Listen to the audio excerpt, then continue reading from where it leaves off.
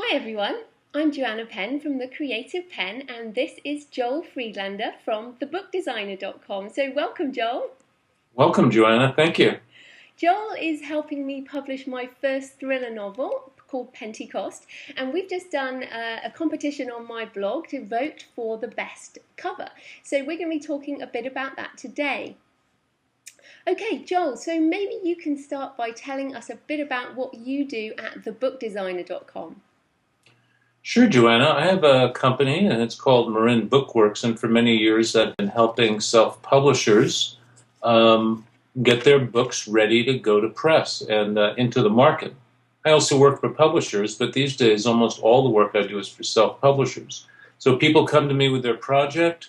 They might have a manuscript, they might need editing, they might need a book design, a cover design, they might need illustrations, indexes, whatever it is they need.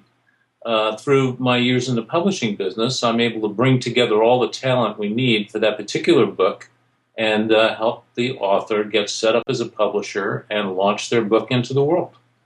So That's that's what I do. That's fantastic, and I've really appreciated your expertise with my first novel, as I've played with cover design before, but I wanted this one to be very professional. So maybe you can start by explaining the process of cover design using the process of the Pentecost cover and how we went through the iterations.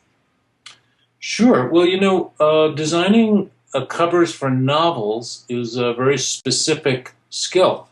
It's not like nonfiction books, and every type of genre of book has to have its own kind of cover. And if you go to the bookstore, of course, you can see right away that thrillers have certain kinds of covers. So we needed a cover that would say right away to potential book buyers, hey, this is a thriller, and it's a particular kind of thriller. So a lot of the elements that I brought into the design were designed specifically for that reason. For instance, the book has a strong religious history element to it. And so part of the imagery that ended up on many of the covers were images that would remind people of religion or the history of religion. It's also a thriller. So a thriller needs to have a sense of mystery or intrigue. There's a very strong female character, the incredible Morgan Stone, who I actually read the book because I wanted to know everything that happened in the book and how it might affect what was on the cover, because the cover really has to give you a feeling for what's in the book without saying explicitly. It's not a literal thing. Well, we have to have every city that somebody goes to on the cover of the book. No, it's more to imply the tone of the book and to give us some idea of the kind of action or adventure that's going to be in a thriller. In this case, we had a very strong female protagonist, this religious history background, and there's a very strong element of fire in the novel as you wrote it. So all of these elements kind of came together and I put them into various forms to create a whole variety of covers. And this is how I do cover design with clients. I try to create many different ways that the book could look legitimately, and each of which would be a good solution for that particular book, and then allow the author or the publisher to tell me what direction they feel the most comfortable in. I felt that iterative process was really useful for me because you sent me a whole load and I looked at them, and it's only when you actually get the images that you can actually tell whether or not you like that type of thing. So you did, as you mentioned, we have a strong female protagonist, and but you sent me one with a woman's face on the front, and I just hated that. I don't want somebody's face, because that's not how I see her face, and I wanted that to be evocative, but I didn't know that until you actually sent me a cover with a face on, and then we narrowed it down from there. And what was funny is how much I wanted the fire on there, but how we ended up with a much more, we're going to talk about the actual cover in a minute, but that really changed. Well, that's exactly, and that's a really good example of how this process works. I mean, the strong female protagonist just suggested several different cover designs with women on them. One was, very large, and I think we'll put that up, Joanna, if we can. very dramatic, and for some book it would probably be great. But frequently authors, and many authors are not visually oriented, so we work on the principle of tell me what you don't like when you see it. That will help me narrow it down. So each of the initial covers is like a signpost pointing to a road that could all go to the same place, but by different routes. So I feel that's my job, is to present those different viable alternatives. And then the author tells me which road they want to take. And then we go down that road together and we keep refining the design, as we did with Pentecost, until we come to the final. Yeah, and maybe you could explain a bit more about the fonts, because you know, as a writer, we just don't worry about fonts. But we tried a whole stack of different fonts on the front, including one with a dropped cross, which had real polarized opinions on it. Yes, we wouldn't have known that until you ran that poll and had people comment, which was just a fantastic way to get feedback. And you know, the people who responded are almost like a super focus group to let us know how people are responding to these designs and are they doing the job they're intended to do. Which, of course, for any cover, book cover is a very specific discipline. We've only got about 50 square inches. We're always dealing, almost always, with an upright rectangle. There's just only so many things you could do. So we need that to be a really attractive package that will draw people into the story and allude to what kind of reading experience they're going to have. So we did end up with a lot of fire covers, didn't we, Joanna? We had fire everywhere, fire, type on fire, and walls on fire. The type of typefaces I used on the finished cover are very contemporary and very clean. They're very compressed typefaces. I'm using League Gothic for these type of covers, and it allows you to use a pretty big size font, which we want to do for legibility in a pretty small space. And that's exactly what we achieved on this cover. And it was interesting because many of the covers used a distressed typeface that's kind of, it looks like it's been rubbed with sandpaper. These are very popular now.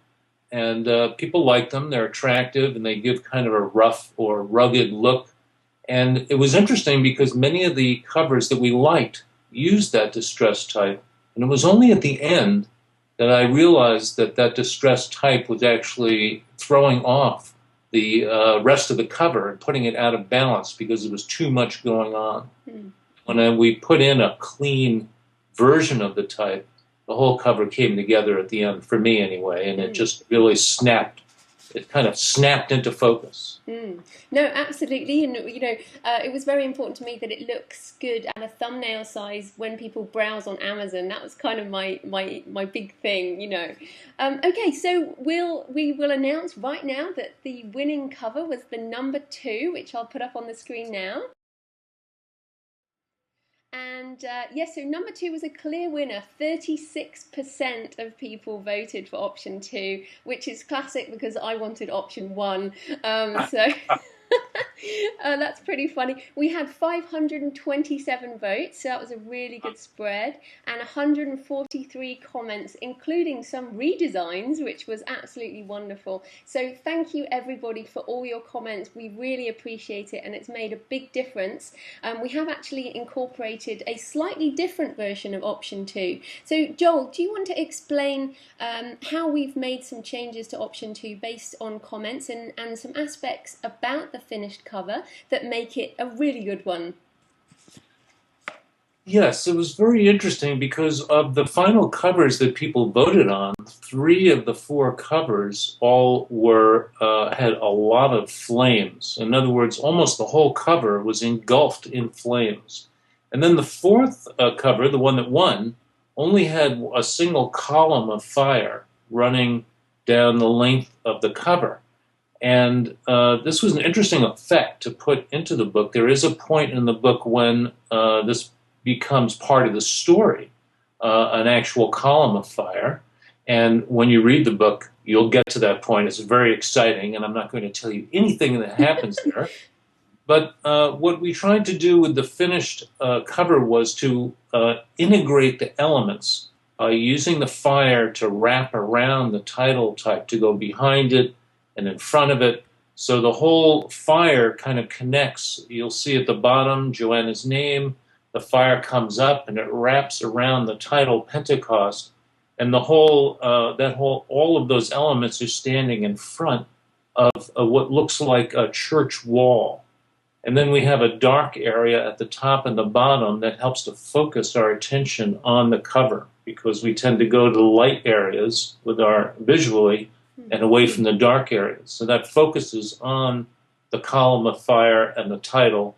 And I think that the dimensionality of the cover was very attractive, that there were elements that were moving off the background instead of just all being flat.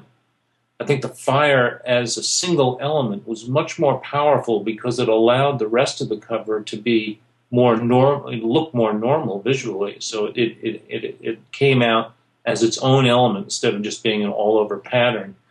And also the gray tones in the background really allowed both the type and the column of fire to really pop off the cover. And I think all of those things taken together, the integration and the clean type and the dimensionality standing off the back, really helped to make this cover a winner. Absolutely right, and I'm very happy with it, and you know we are, and we've got a lot of work to do obviously before February the 1st is when I'm aiming to publish the book, so that's pretty exciting. So just as we finish, Joel, maybe you could just tell people where they can find you and your site, because you have so much information there.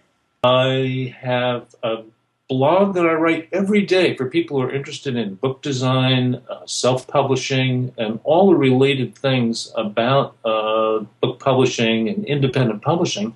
And people can come over to www.thebookdesigner.com any day and see what we're writing about and see samples of books like Joanna's, interiors, covers, and all the little bits and pieces that we have to have control of when we become publishers ourselves. Thank you ever so much for your time, Joel. That was great. You're welcome, Joanna, and thanks for getting me involved in this terrific project.